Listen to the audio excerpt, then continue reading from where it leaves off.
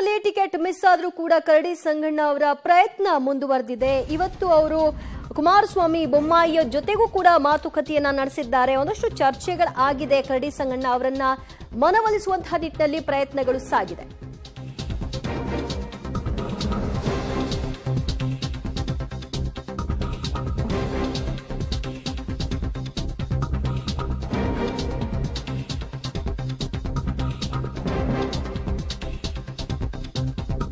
ಕೊಪ್ಪಳದಲ್ಲಿ ticket miss ಆದ್ರೂ ಸಹ ಕರಡಿ ಸಂಗಣ್ಣ ಅವರ ಒಂದು ಪ್ರಯತ್ನ ಮುಂದುವರೆದಿದೆ. ಕುಮಾರಸ್ವಾಮಿ ಬೊಮ್ಮಾಯಿ ಅವರ ಜೊತೆಗೆ ಮಾತುಕತೆಯನ್ನ ನಡೆಸಿದ್ದಾರೆ. ಬಳಿಕ ಬಿಜೆಪಿ ಕಚೇರಿಯ ಸಭೆಯಲ್ಲೂ ಕೂಡ ಕರಡಿ ಸಂಗಣ್ಣ ಅವರು ಭಾಗಿಯಾದರು. ರಾಜ್ಯಾಧ್ಯಕ್ಷ ವಿಜಯೇಂದ್ರ ಅವರ ನೇತೃತ್ವದಲ್ಲಿ ಸಂಧಾನ ಸಭೆಯನ್ನ ನಡೆಸಲಾಯಿತು. ಕರಡಿ ಸಂಗಣ್ಣ ಸಂಧಾನಕ್ಕೆ ಜನಾರ್ದನ ರೆಡ್ಡಿಯೂ ಕೂಡ ಸಹಕಾರವನ್ನ ಕೊಟ್ಟಿದ್ದಾರೆ. ಯಾಕಂದ್ರೆ ಅವರು ಪಕ್ಷ ಈಗ ಬಿಜೆಪಿಯ ಜೊತೆಗೆ ವಿಲೀನ ಆಗಿರೋದ್ರಿಂದ, ಅವರು ಬಿಜೆಪಿಯ ಪಾರ್ಟ್ ಆಗಿರೋದ್ರಿಂದ ಅವರು ಪ್ರಯತ್ನವನ್ನ ನಡೆಸಿದ್ದಾರೆ ಅವರನ್ನ ಮನವೊಲಿಸುವಂತಹ ನಿಟ್ಟಿನಲ್ಲಿ. ಆದ್ರೆ ಕರಡಿ ಸಂಗಣ್ಣ ಅವರ ನಿರ್ಧಾರ ಇನ್ನೂ ಕೂಡ ಏನು ಅನ್ನೋದು ಸ್ಪಷ್ಟವಾಗಿಲ್ಲ.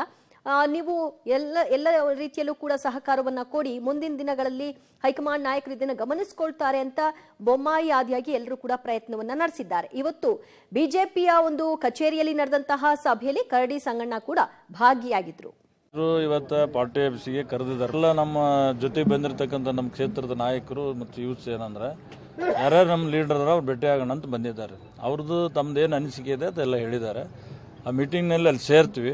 ಆ ಮೀಟಿಂಗ್ ಡಿಸ್ಕಷನ್ ಆದಮೇಲೆ ನಾವು ತೀರ್ಮಾನ ಮಾಡ್ತೀವಿ. ಇಲ್ಲ, ಆ ವಿಚಾರ ಇಲ್ಲ. ಈಗ ಹಿತೈಷಿಗಳು ಬೆಂಬಲಿಗರು ಹೇಳ್ತಾರೆ, ಬಟ್ ಅಷ್ಟು ಈಜಿ ಅಂತಲ್ಲ ಯಾವುದೇ ಪಕ್ಷೇತರ ನಾವು ನಿರ್ಣಯ ತೆಗೆದುಕೊಂಡು. ಕುಮಾರಸ್ವಾಮಿ ಅವರನ್ನು ಭೇಟಿಯಾಗಿದ್ರಿ. ಕುಮಾರಸ್ವಾಮಿ ಅವರು ಮೊದಲಿನ ನಾಯಕರು, ನಮಗೆ ಇವತ್ತಿನವರಲ್ಲ.